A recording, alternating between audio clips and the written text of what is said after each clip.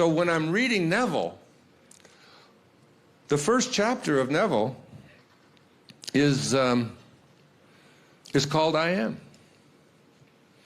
I am is the self-definition of the absolute, the foundation on which, this is the very first chapter, second page, the foundation on which everything else rests. I am is the first cause substance. I am is the self-definition of God. I am hath sent me unto you. I am that I am. Be still and know that I am God. Everything that Jesus said in the quotes in the New Testament begin with I am. I am the way, the truth, and the light. And he wasn't speaking about himself, this 33-year-old rabbi. He was speaking to all of us and saying, you have that within you. That's what you are. That's your birthright. That's where you came from, but you've forgotten it. And you have begun to use, instead of saying, I am health, I am the divine power within me, I am all that I would like to attract in my life. I tell people, when you do your meditation and you'd like to attract something into your life, you don't ask God for it. You are God. You have within you the capacity, if you can keep reminding yourself that even the least among you can do all that I have done, and even greater things. I am the way. Is it not written in your laws, said Jesus, that I have said, you are what? God's. But we've been trained to believe that this is blasphemy, that God is an external subject, something outside of ourselves. How can you be anything? Who do you think you are? You were in a body this big. Muktananda said, that is real, which never changes. What part of you has never changed? You were in a body this big. You were in a body this big. I was in a 40-year-old body. Was that body real? Was it real? If it was real, then go get it. It's gone. Everything that materializes dematerializes. The body that you walked into this room 2.5 hours ago is different than the one you're in now. It's gone. You can't get a hold of it. That is real, which never changes. And yet, there I was out on the balcony this morning, looking out at the ocean, 50 years later, remembering that 20-year-old body that was doing exactly the same thing. I could remember the waves looking the way they looked. I could remember the feeling of being on that, all of that. I had all of that, was all there. But I'm in a 70-year-old body now. It doesn't look anything like the one that was in there 50 years ago. How come? Because that is real, which never changes.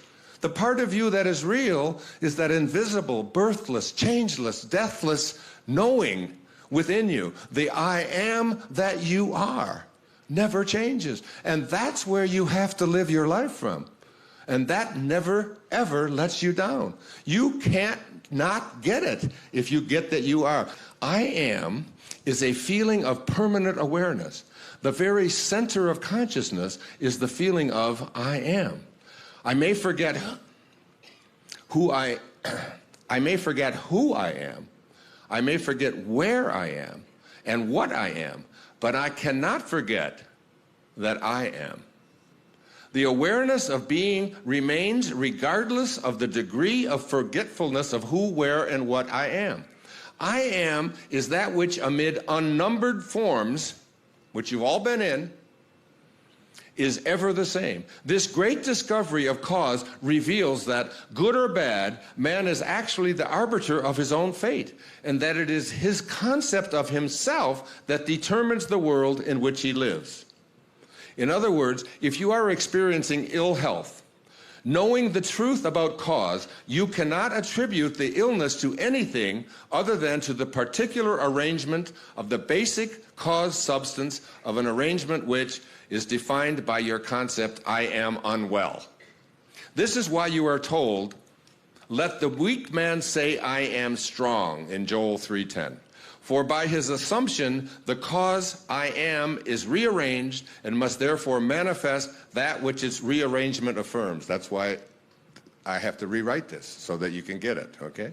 This principle of governs every aspect of your life, be it social, financial, intellectual, or spiritual. I am is that reality to which, whatever happens, we must turn for an explanation of the phenomena of life. It is I am's concept of itself that determines the form and scenery of its existence. Everything depends upon its attitude toward itself. That which it will not affirm as true of itself cannot awaken in its world. If you can't affirm that I am well when you've been given a diagnosis of unwell, if you can't affirm that and put it into your mind and assume the feeling of that wish fulfilled within yourself, and whenever the subject matter comes up, you go to the place within your imagination where all things happen. Your imagination is the greatest gift that's ever been given to you. Everything that exists in the physical world was once imagined.